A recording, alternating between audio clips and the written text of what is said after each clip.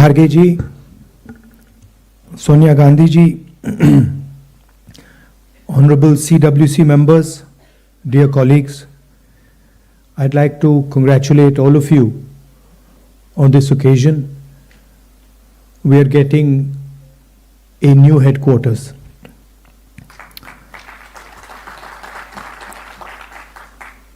And we are getting a new headquarters at a very particular time.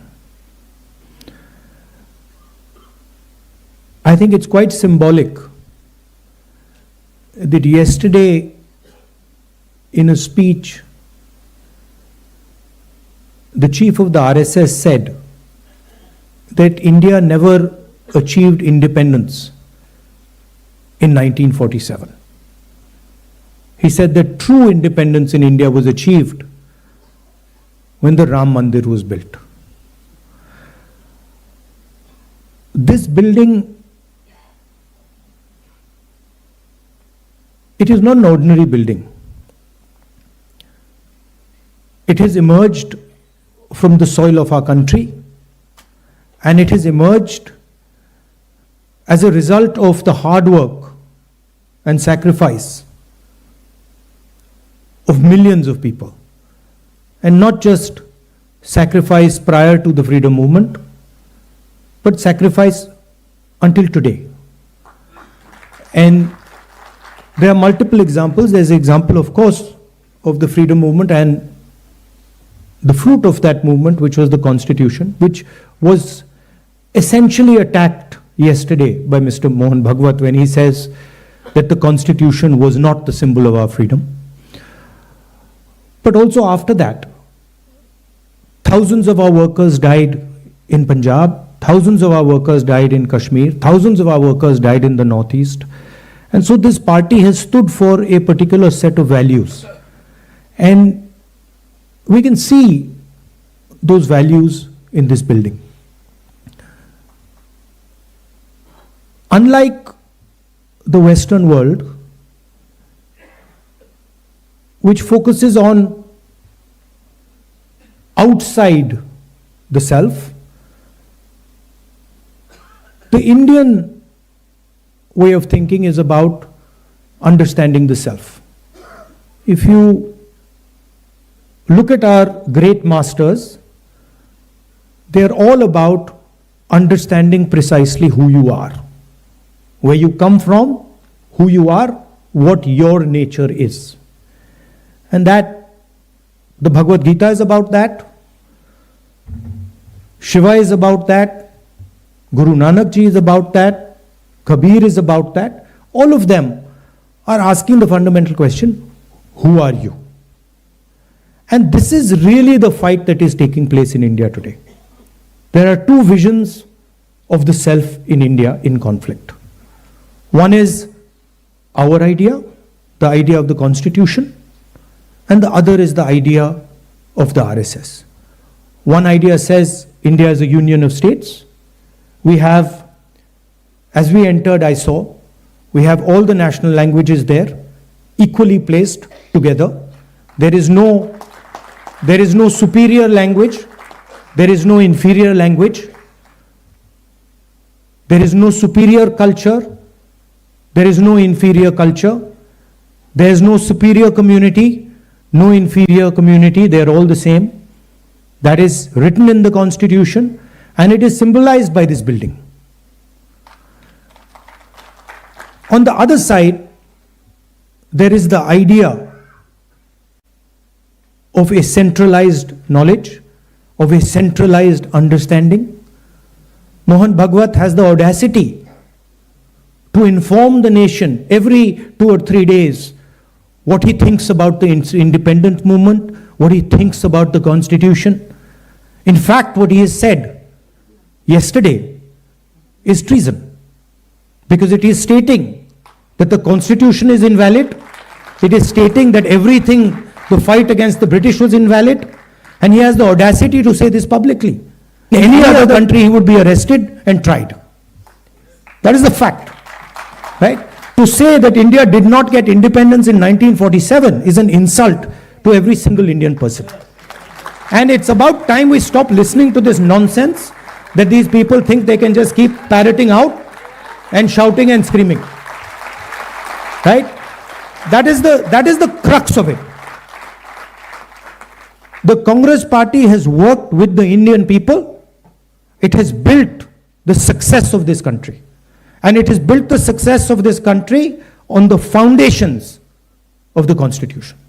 And that is what this building symbolizes. You please go inside this building and you will see the depth of talent. You will see how deeply the Congress party has entered the soul of India. There's a history there. In fact, we forget. As I said, it's important to understand who you are. So for Congress people, it's important to understand who we are. What is our tradition? What is our history? Where we come from? Please look in the building. You will see Mahatma Gandhi, Sardar Patel, Jawaharlal Nehru. And it doesn't stop there. Workers, chief ministers, governors, defense ministers, foreign ministers, all of them who served the constitution of our country, all of them who saluted the tricolor. Do not forget that. The people who are in power today do not salute the tricolor, do not believe in the national flag, do not believe in the constitution, and they have a completely different vision of India than we do. They want India to be run by a shady, hidden, secret society. They want India to be run by one man, and they want to crush the voice of this country. They want to crush the voice of the Dalits. They want to crush the voice of the minorities. They want to crush the voice of the backward castes, of the tribals. This is their agenda. And I would also like to say clearly that there is no other party in this country that can stop them. And you will see the only party that can stop them is the Congress party. And there is a reason for it. The reason is that we are an ideological party. And our ideology does not emerge yesterday. Our ideology, like the RSS ideology, is thousands of years old, and it has been fighting the RSS ideology for thousands of years. We have our symbols. We have Shiva. We have Buddha. We have Guru Nanak. We have Kabir. We have Mahatma Gandhi. We have our symbols. And these are all the symbols who have shown the correct path to this country. Please name one symbol of the RSS ideology that is revered in India today. Name one symbol. Was Guru Nanak from the RSS ideology? Was Buddha from the RSS ideology? Was Krishna Bhagwan from the RSS ideology? Not a single one. Because every single one of these people fought for equality, fought for brotherhood, fought for affection. And so the last thing I would like to say is that this building has emerged from the blood of Congress people.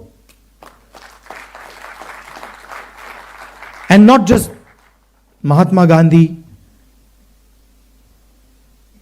Jawaharlal Nehru, Patel ji, not just these people.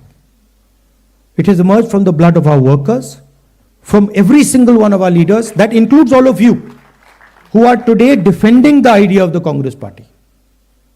Everybody in this room is under severe assault defending the ideas of the Congress party. Sometimes we forget it. But these people in this room are facing systematic attack and assault on their lives because they are in the Congress party. and they are not surrendering to the BJP and the RSS. And in the same way, thousands of workers are there. But there are also thousands of people who believe, millions of people who believe in the Congress ideology. They're sitting outside the Congress. And that is why, the same way, this building has emerged from the soil of our country, from the blood of our leaders, from the blood of our workers. This building, the idea behind this building must also reach the corners of our country. That is the duty of this building. That it does not just remain a building, that the ideas that are inside this building reach the corners of our country. Reach Tamil Nadu, Kashmir, Northeast, Gujarat, Andaman, Lakshadweep, every corner of our country. This idea has to be propagated from this building. So I'd also finally like to thank all the people who've been responsible for giving us this building. The people Venugopalji mentioned, Murli Deora, Motilal Vora ji, who we all miss, Ahmed Patel ji, the others who have helped with the completion, Manish Chhatrat ji, Venugopal ji, Priyanka. I'd like to thank all of you. You have done a tremendous service to the Congress party. But it is important that now we take the ideas from this building and, like leaders of the Congress have done in the past, we spread the ideas to the rest of the soil of this country. Because we are fighting a civilizational war with these people. They are every day attacking the ideas that we believe in. And only this organization, only the people in this room and the millions of workers of this organization have the courage and the capability to stop them. I'd like to say one last thing, that do not think that we are fighting a fair fight. There is no fairness in this. If you believe that we are fighting a political organization called the BJP,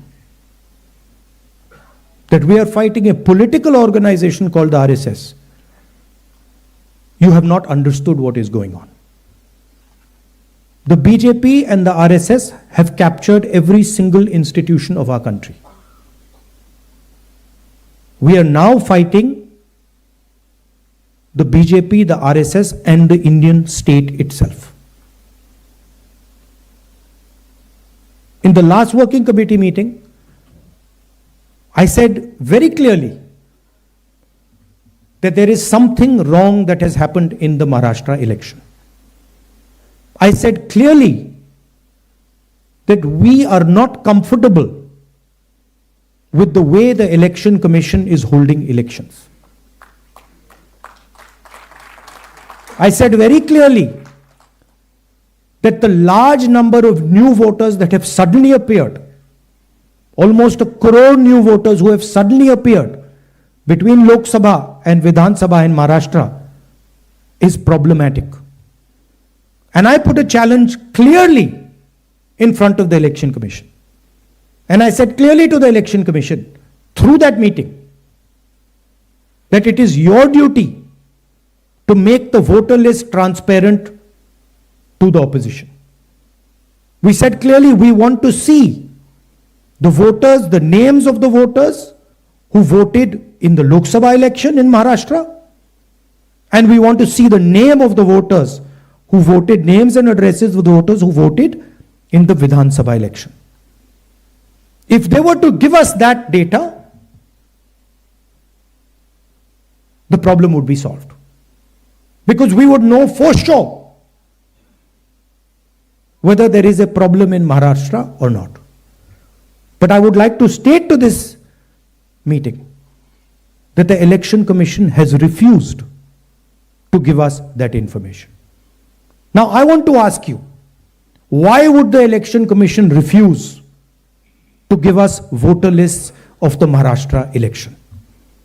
What purpose is served by not giving us and the rest of the opposition the voter list of the Maharashtra Lok Sabha and Vidhan Sabha elections? Why will it damage the Election Commission to give us this list? And why are they not giving us this list? It is the duty of the Election Commission to provide transparency in elections. If there is a 1 crore increase in voters between Maharashtra, Lok Sabha and Vidhan Sabha, it is the duty and the sacred responsibility of the Election Commission to show us exactly why that has happened, and they are refusing to do it.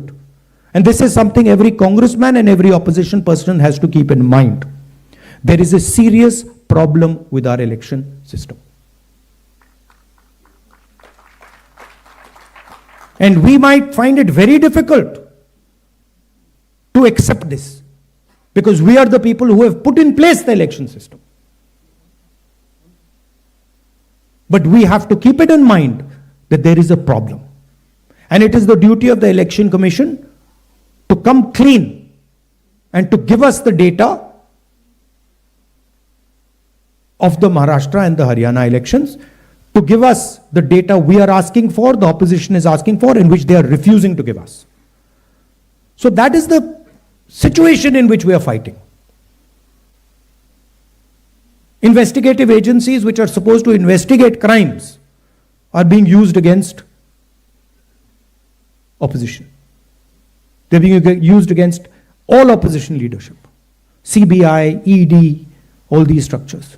We do not know whether our institutions are working or are non-functional.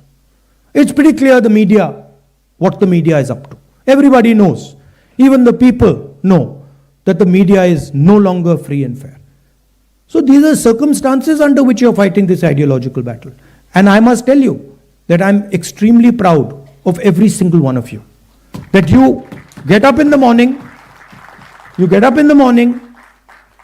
and you stand and you fight for what you believe in and what you know to be your politics. So I'm very proud of this building, and I'm more proud of the people who are sitting inside this building right now.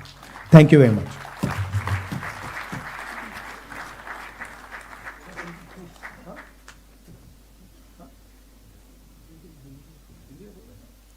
बहुत बहुत धन्यवाद राहुल जी। आपके प्रेरणादायक शब्दों ने नई ऊर्जा को जरूर यहाँ पे संचारित किया होगा। मैं अब अनुरोध करूंगा हमारे अध्यक्ष श्री मल्लिकार्जुन खड़गे जी से कि वो आएं और हम सब लोगों को संबोधित करें। खड़गे जी श्री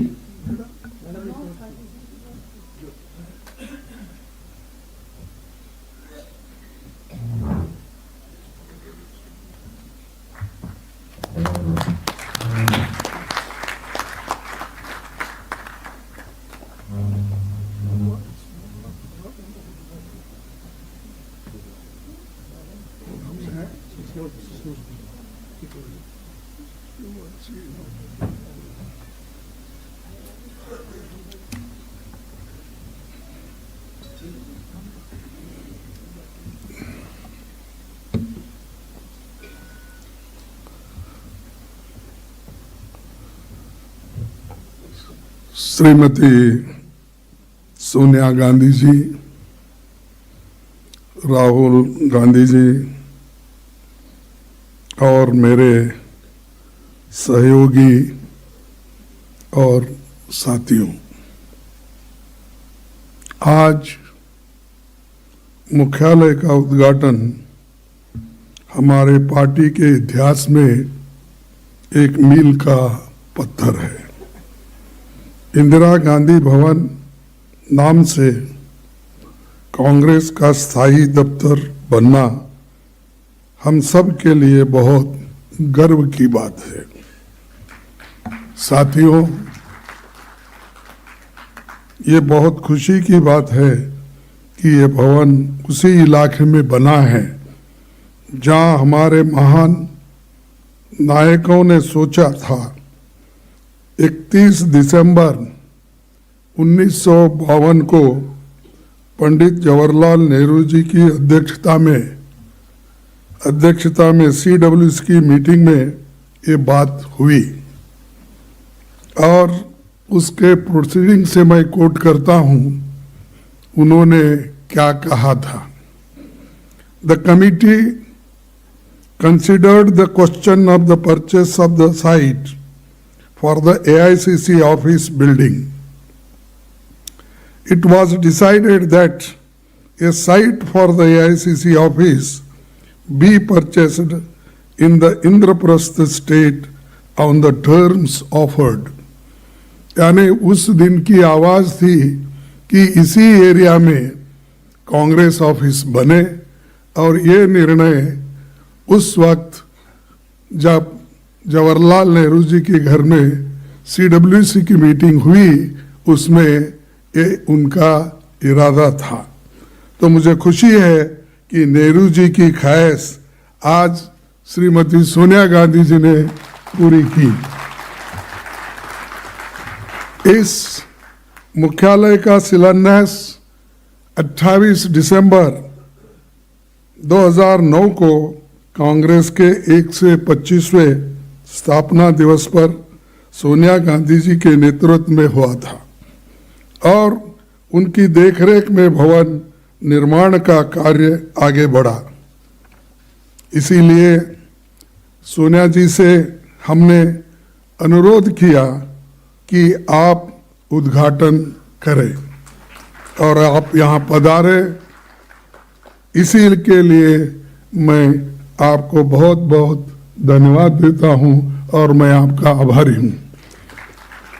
साथियों, आजादी की लड़ाई के सबसे कठिन मौके पर 1920 के दशक से 1947 तक कांग्रेस का मुख्यालय इलाहाबाद में स्वराज भवन था, जहां पर इंदिरा गांधी जी का जन्म हुआ था और इसीलिए आज हम इसको इंदिरा गांधी भवन इस नाम से रखें।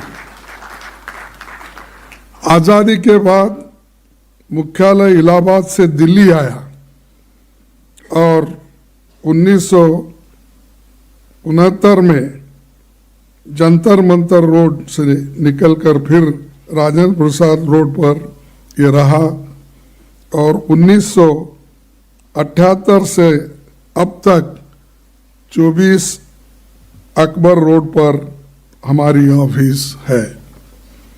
कांग्रेस मुख्यालय कभी भी केवल ईंट और पत्थरों की इमारत नहीं है।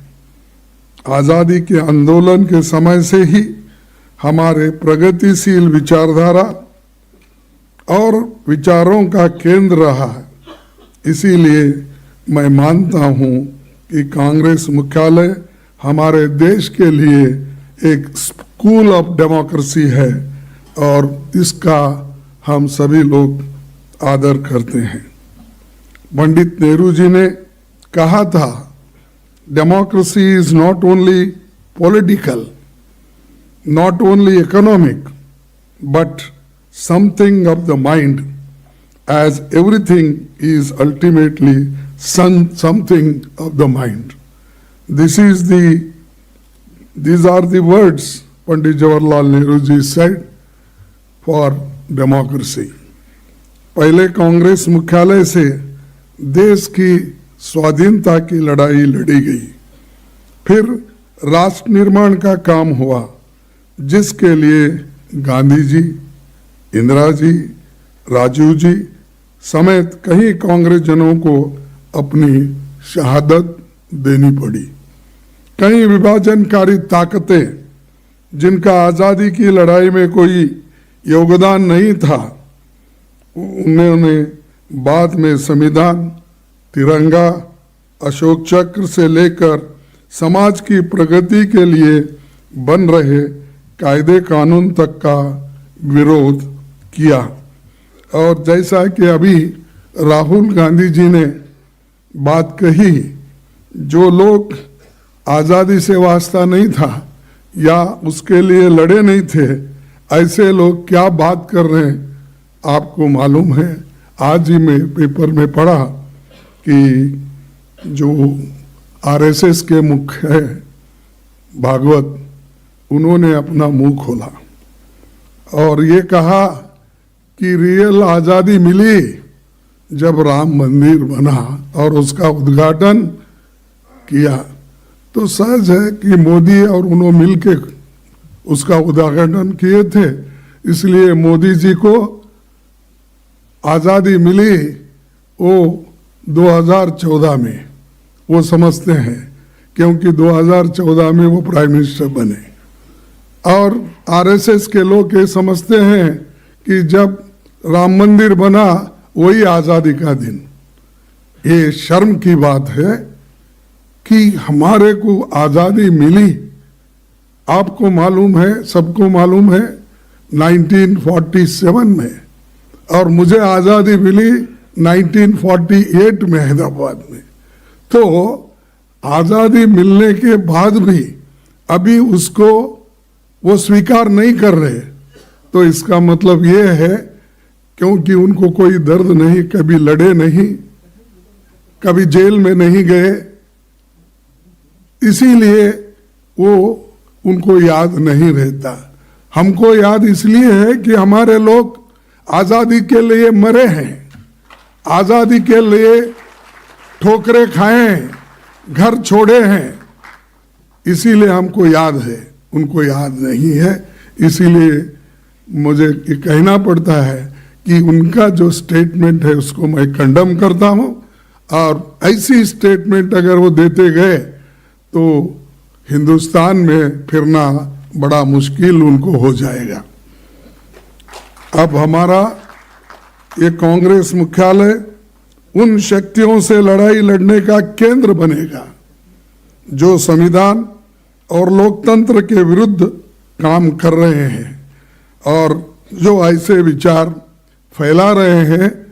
तो इसको तोड़ में हम लोग इस एक केंद्र का उपयोग करेंगे और आप सभी लोग इसके लिए तैयार है, मुझे आशा है।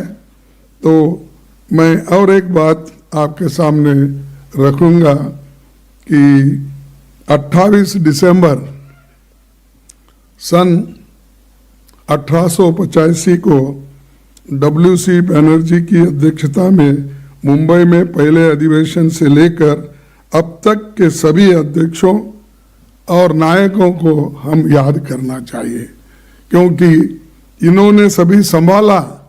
इसीलिए तो आज हम ये दिन देख रहे हैं और एक के बाद एक उन्होंने त्याग दिया, बलिदान दिया। तो इसीलिए मैं उनको भी नमन करता हूँ, याद करता हूँ। साथियों, 2024 का साल संविधान के स्वीकार करने का 75वां साल और राष्ट्रपिता महात्मा गांधी के कांग्रेस अध्यक्ष बनने की शताब्दी का साल भी है। गांधी जी ने कांग्रेस अध्यक्ष रहते आम आदमी, महिलाओं, किसानों, मजदूरों से लेकर देश के हर वर्ग से कांग्रेस से जोड़ा। छुआछूत जैसी सामाजिक समस्याओं को भी राजनीतिक एजेंडे में शामिल किया था और उन्हीं के वजह से आज बहुत से गरीब लोग कांग्रेस से जुड़े हैं। आज़ादी के आंदोलन के कई अहम पड़ाव में कांग्रेस के नेतृत्व में आंदोलन चले, इतिहास इसका गवाह है। लेकिन आज इसी इतिहास के साथ छेड़छाड़ करने की कोशिश आरएसएस और उनके साथी लोग कर रहे हैं।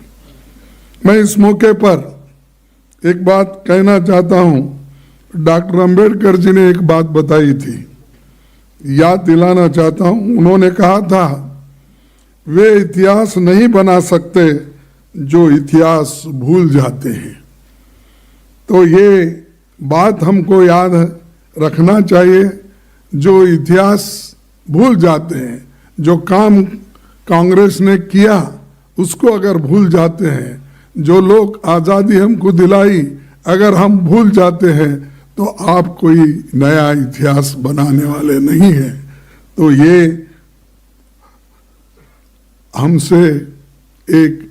हमने ये बात इसलिए कह रहे हैं कि आज की जो पार्टियां हैं वो सिर्फ कांग्रेस को गालियां देने में ही अपना समय बिता रहे हैं। देश के लिए कुछ काम उन्होंने नहीं किया, सिर्फ प्रचार एक ही काम है। इसीलिए उनको भी हम ये कहना चाहते हैं। अपने कांग्रेस के साथियों को कहना चाहता हूं कि हमें इतिहास याद रखना है और लोगों को भी याद दिलाते रहना है। साथियों, विचारों की ताकत पर कांग्रेस कायम है। दादा भाई नौरोजी, महात्मा गांधी जी, सरोजिनी नायडू, सरदार पटेल, नेहरू जी, मौलाना आजाद, नेताजी सुभाष चंद्र बोस, राजेंद्र बाबू समेत सभी प्रमुख राष्ट्र नायक हमारी विरासत है। कांग्रेस की सत्ता के दौरान देश की तस्वीर बदलने वाले कई ऐतिहासिक काम हुए हैं। पंडित जवाहरलाल नेहरू के नेतृत्व में हुए प्रयासों से ही भारत दुनिया का सबसे बड़ा लोकतंत्र बना और अंबेडकर के नेतृत्व में दुनिया का सबसे बेहतरीन संविधान बना। शास्त्री जी के नेतृत्व में जो जय जवान जय किसान का नारा और जवानों और किसानों के लिए बहुत कुछ उन्होंने काम किया। पहली महिला प्रधानमंत्री इंदिरा जी के नाम पर बना ये भवन मातृ शक्ति का प्रतीक है और ये हमेशा हम सभी के लिए प्रेरणा का केंद्र बना रहेगा। उनके कार्यकाल में 10 सूत्री योजना के तहत बैंकों और बीमा कंपनियों का राष्ट्रीयकरण, लैंड रिफॉर्म्स, प्रीपेपर्स खत्म करने का काम और हरित क्रांति, श्वेत क्रांति उन्होंने लाई और 20 सूत्री कार्यक्रम के तहत गरीबों और कमजोर तबकों के लिए साहसिक काम उन्होंने किया। पाकिस्तान को शिकस्त देकर बांग्लादेश को इंदिरा जी ने आज़ाद कराया और मुझे गर्व है कि 1969 में इंदिरा जी के ज़माने में मैं ब्लॉक कांग्रेस कमेटी का अध्यक्ष बना था और 2022 में मुझे अपना राष्ट्रीय अध्यक्ष आपने चुना। तो 69 से लेकर लगातार कांग्रेस पार्टी में मुझे सेवा करने का मौका मिला और आपने जो मुझे अध्यक्ष चुना 2022 में, ये इसका मैं बहुत ही आभारी हूँ और किसी भी शब्द में अगर मैं कहूँगा वो कम गिर जाएंगे शब्द, लेकिन इतना बड़ा एक हम पर आप सभी लोगों ने जो एक आशीर्वाद किया, इसीलिए आज हम आपके आइडियोलॉजी पे, हमारे आइडियोलॉजी पे हम डटे रहते हैं, डटे रहेंगे, चाहे वो कोई भी हो, प्रधानमंत्री हो, आरएसएस के मुख्य हो, होम मिनिस्टर हो, आज जो कांग्रेस के वर्कर को सता रहे हैं और वो अपनी बात कहने का काम कर रहे हैं और यहाँ तक कि जो लोग उनके बगल में बैठते थे उनकी टीका भी शाह अपने अनेक जगह पे बात करते हैं। एक तरफ उन लोगों की तारीफ भी करते हैं, दूसरे तरफ उनको टोकते भी हैं। तो आज वो लोग भी परेशान है, भाई हमने इनसे तो गले लगा लिया, इन्होंने तो हमको दूर किया। लेकिन आज ऐसा समय है कि हम जो किए हैं उसको लोगों को याद दिलाना जरूरी है। और राजीव जी के समय संचार और सूचना क्रांति, ऑटोमोबाइल क्रांति, ग्रास रूट्स लेवल डेमोक्रेसी के लिए पंचायती राज और 18 साल की उम्र में वोटिंग के अधिकार जैसे ऐतिहासिक काम हुए। ये सब काम हमारे युवाओं को हम बताने की जरूरत है। आज जितने भी जो इंजीनियरिंग में इतना कंपटीशन है, कंप्यूटर इंजीनियरिंग के लिए और कंप्यूटर से जुड़े हुए सभी कोर्सेस के लिए, वो अगर किसी की देन है तो वो राजीव गांधी जी की देन है। हमको ये याद रखना चाहिए। पीवी नरसिंह राव जी के कार्यकाल में लिबरलाइजेशन, इकोनॉमिक रिफॉर्म्स के द्वारा देश को नई दिशा मिली। डॉक्टर मनमोहन सिंह जी की सरकार में RTI, RTE, food security, MNREGA, forest rights और भूमि अधिग्रहण कानून बना और सामाजिक सुरक्षा के लिए कई काम हुए जिससे जनता की ताकत बढ़ी। मैं यहाँ डॉक्टर मनमोहन सिंह जी के ऐतिहासिक योगदान को याद करते हुए उनको श्रद्धांजलि देता हूँ और घोषणा करता हूँ कि इस नए मुख्यालय में जो पुस्तकालय है उसका नाम डॉक्टर मनमोहन सिंह लाइब्रेरी होगा। तो हमने बहुत बड़ी लाइब्रेरी बनाई है, उस लाइब्रेरी का नाम मनमोहन सिंह जी के नाम पे रखना है। इसके लिए सबकी सहमति है, ऐसा मैं अपना ये करूँगा। तो ये सूचना भी मुझे हमारी नेता श्रीमती सोनिया गांधी जी ने दी कि ये करना ठीक होगा। तो इसीलिए कि जो लोग हमसे जुड़े हैं उन सब का सम्मान हम हमेशा करते रहे हैं और आज भी करेंगे। डॉक्टर मनमोहन सिंह जी के जाने के बाद उनकी अहमियत सभी समझ रहे हैं। He had once said that history would be kinder to him. I would like to assure Dr. Saab that history is indeed very kind to you. उन्होंने जो कहा था उससे भी ज्यादा आज लोग हिंदुस्तान, देश के बाहर सभी लोग प्रशंसा उनको कर रही है। इसीलिए मैं खास करके श्रीमती सोनिया गांधी जी को धन्यवाद देता हूं। जब कभी आप कोई किसी चीज को हाथ लगाते हैं तो वो सोना बन जाता है और सोना बन जाता है और देश के लिए भी वो उसका फायदा होता है। मैं ये नहीं कर रहा हूं आपको खुश करने के लिए, ना उन्होंने नहीं है। तो मैं इसलिए कह रहा हूं कि आपने सोच के उस वक्त जो कदम उठाए उसका फायदा सारे देश को हो गया। और आज जब दुनिया में उनकी चर्चा होती है, दुनिया में जब उनका कौतुक किया जाता है तो ये सारा क्रेडिट हमको ही आता है, आपको ही आता है। ये आपके लिए मैं ये नहीं कह रहा हूं कि हमारे लिए गर्व की बात है कि आपने ऐसे व्यक्ति को चुना जिसने सारे देश को और विदेश में अपना नाम फैलाया। कांग्रेस ने 140 सालों में कई उतार चढ़ाव के पल देखे, लेकिन कभी धैर्य नहीं खोया। हमारे नेताओं ने हमें सिखाया है कि प्रचंड जीत हो तो घमंड नहीं करना, पराजय हो तो मायूस नहीं होना है। तो जनता के बीच हमें लगातार संपर्क बनाकर एकता और अनुशासन के साथ उनके संघर्ष में भागीदार बनकर समाधान निकालना है।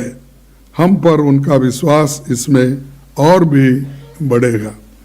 राहुल जी के नेतृत्व में भारत जोड़ो यात्रा और भारत जोड़ो न्याय यात्रा को सबने देखा है। उनकी मेहनत और त्याग के बल पर इससे अभूतपूर्व सफलता मिली।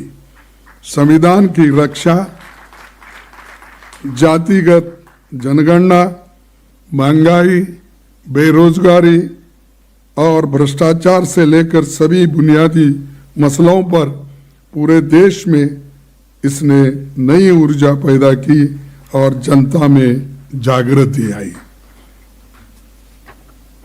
इसी का नतीजा ये रहा कि लोकसभा चुनाव के बाद संविधान विरोधी ताकतें भी अब संविधान की बात करने लगी है। हमें भरोसा है कि पार्टी का नया मुख्यालय कांग्रेस को एक नई ऊर्जा देगा। जनता के हकूक के लिए लड़ते हुए हम कामयाबी देंगे। अंत में मैं उन सभी साथियों, खास तौर पर स्वर्गीय मोतीलाल वोरा जी, अहमद पटेल जी, इनको याद करना चाहता हूं, जिन्होंने इस भवन के निर्माण में विशेष भूमिका वो बनाए। प्रियंका जी का विशेष धन्यवाद। उन्होंने इस भवन को अंतिम आकार देने में महत्वपूर्ण योगदान दिया और इन सब के प्रयासों का ये नतीजा है। और मैं पहली बार इस ऑफिस में आया हूँ। मैं देखा ही नहीं, लेकिन हमेशा तो प्रियंका जी कहती थी आप आके एक बार देखो तो देखो बोले। मैं बोला कि मैं पूरा बनने के बाद ही अंदर आऊंगा, तब उन्होंने हर चीज को कहाँ कहाँ कैसे जगह लगाना, इतिहास के जो भी कितने हमारे कहावत है या लिखा पड़े हुए हमारे चरित्र है वो सबको लगाना और हर एक चीज का उन्होंने बारीकी से ध्यान देकर किया।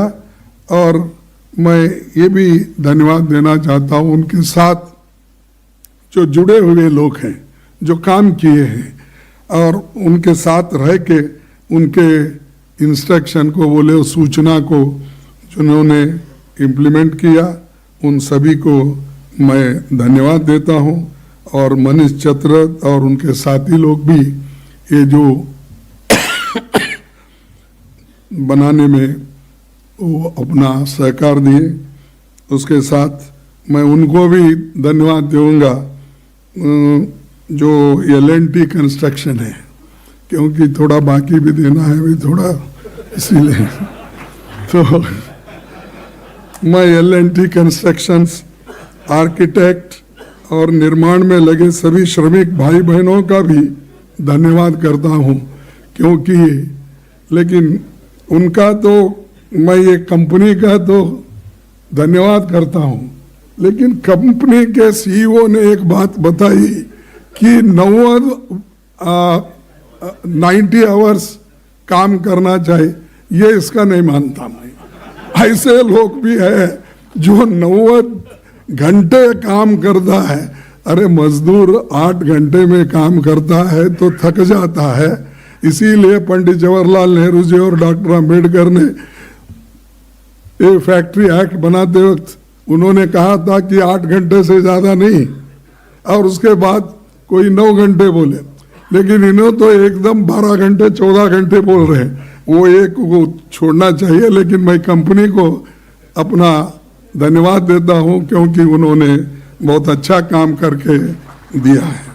और उन श्रमिकों को भी उनकी मैं तारीफ करना, क्योंकि धूल में, धूप में, और कोई हमेशा उनको अगर रक्षा भी नहीं है तो रात दिन ये काम किए हैं, चाहे कोई भी हो, उन सबको मैं धन्यवाद देता हूँ। यहाँ पर देश भर का नेतृत्व, खासकर PCC प्रेसिडेंट्स और CLP लीडर्स मौजूद है। मैं इस मौके पर यह भी अपील करना चाहूँगा कि हमारा राष्ट्रीय मुख्यालय तो इतना शानदार बन गया है, लेकिन हमें चाहिए कि कांग्रेस पार्टी का अपना भवन हर राज्य, मैं आपसे अपील कर रहा हूं तो कि हमारा राष्ट्रीय मुख्यालय तो इतना शानदार बन गया है, लेकिन हमें चाहिए कि कांग्रेस पार्टी का अपना भवन हर राज्य, हर जिले और हर ब्लॉक में बने। इससे संगठन को बहुत ताकत मिलेगी। ये मेरा अपील आपसे है। अगर आप लोग संगठन को मजबूत करना चाहते हैं तो ब्लॉक लेवल से लेकर पीसीसी तक हमारे बिल्डिंग्स होना चाहिए, ऑफिसर्स होना चाहिए, क्योंकि बहुत से बिल्डिंग्स अभी नहीं बने। और एक आपको याद दिलाना चाहता हूं, एक सुप्रीम कोर्ट का जजमेंट है तो 1969 के पहले जो प्रॉपर्टी कांग्रेस की थी, इंदिरा गांधी के